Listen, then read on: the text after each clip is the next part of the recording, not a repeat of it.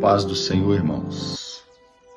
Vamos falar um pouquinho da Arca da Aliança, a Arca do Concerto, que simbolizava o concerto, a aliança que Deus fez com Israel, com o seu povo que ele tirou do Egito. E dentro dessa arca estava guardado ali um pote com maná que Deus enviava do céu para os israelitas durante o tempo que eles estiveram peregrinando no deserto.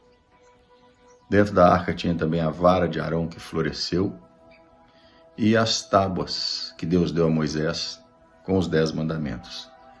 Então essa arca era um símbolo forte dessa aliança com Deus e Israel.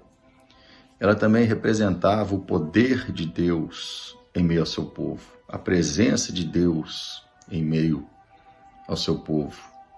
Quando Deus iria falar com o seu povo, com Moisés, a glória dele vinha sobre a Arca da Aliança, na tenda da congregação.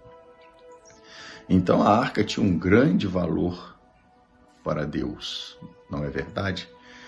E em determinado momento da história, em uma guerra entre filisteus e israelitas, os filisteus levaram a Arca da Aliança para o seu reino. E a Arca da Aliança tinha que ter todo um cuidado com ela. Somente os coatitas, um dos filhos de Levi, que eram os encarregados do ministério ao Senhor, podiam tocar na arca e manusear a arca. Mas ninguém podia olhar para dentro da arca, porque qualquer que olhasse para dentro da Arca da Aliança, da Arca de Deus, certamente morreria. E por um propósito, não é? Deus permite Israel ser derrotado pelos filisteus, uma derrota triste, de grande dano para Israel, e a arca ser levada pelos filisteus.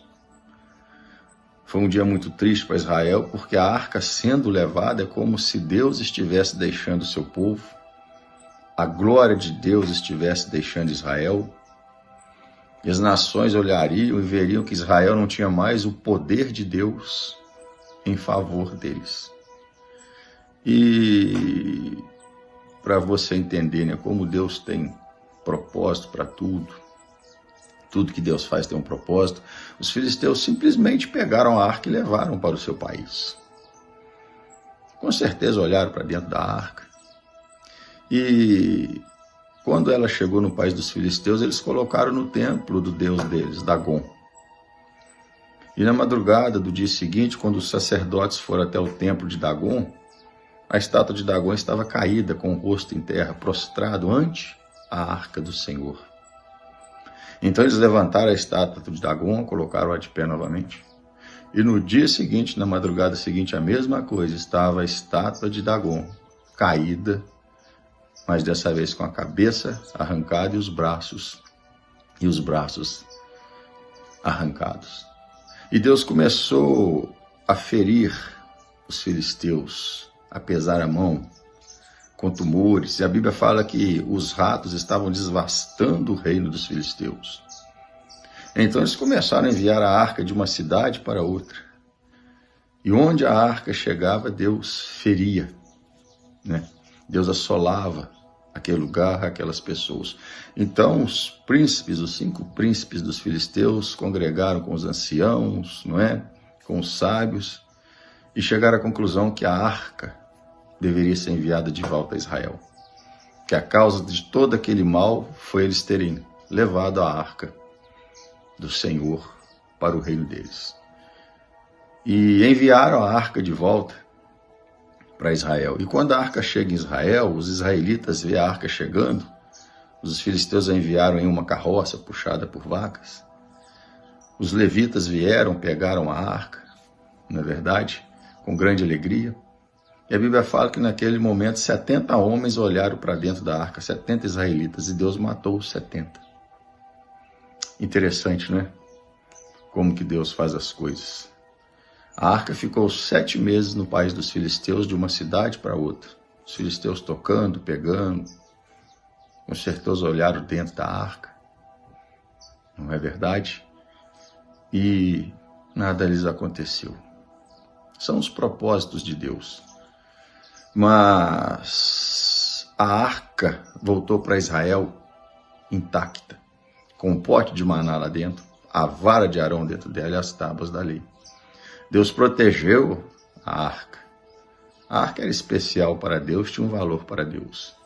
Deus conservou a arca intacta durante todo esse tempo e fez ela voltar intacta para Israel. Então, entenda uma coisa, você tem um grande valor para Deus. A sua vida ela é preciosa para Deus. Deus te ama. Deus cuidou da arca em mão de estranhos durante 7 meses, a conservou, a preservou. Você acha que Deus não vai ter esse mesmo cuidado com você? Sabemos que Deus nunca vai nos isentar de lutas, batalhas, dificuldades, e que vamos passar por situações adversas, não é? Mas devemos lembrar que Deus, Ele tem amor por nós. Nós temos um valor para Deus e que independente do que estiver acontecendo, Deus vai cuidar de nós. Deus vai nos proteger. Deus vai nos manter intactos. Deus vai nos guardar.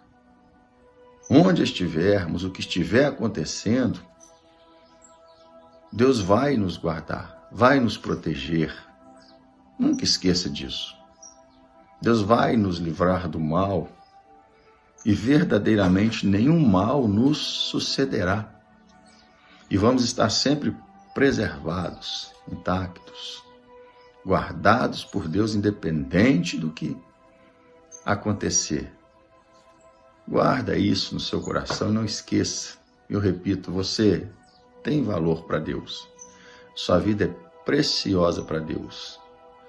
E você foi entregue aos cuidados de nosso Senhor e Salvador, Jesus Cristo. Amém? Deus os abençoe, na paz de nosso Senhor e Salvador, Jesus Cristo.